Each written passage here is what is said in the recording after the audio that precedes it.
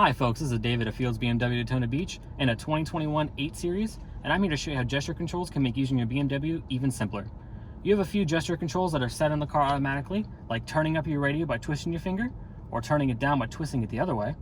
You can also go forward a radio station by taking your thumb like that and going over, and you can go backward a radio station by doing it the other way.